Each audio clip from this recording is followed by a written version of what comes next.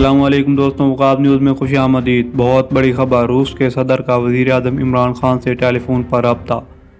बहुत बड़ी खबर सामने आई है। ऐसे ही ये खबर सामने भारतीय मीडिया में खलबली मच गई। उससे कबल मैं आपको बता दूं कि ये फ़ोन क्यों हुआ, किस बात पर हुआ।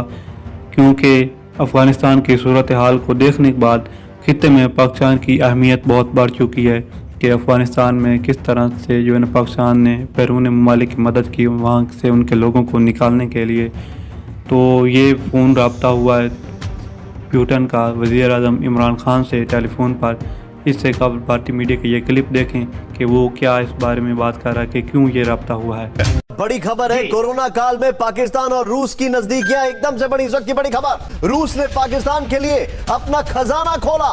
इतना ही नहीं, खबर यह भी है कि पुतिन जा सकते हैं पाकिस्तान।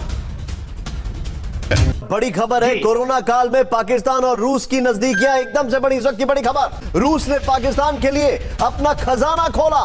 इतना ही नहीं, खबर यह भी है कि पुतिन जा सकते हैं पाकिस्तान।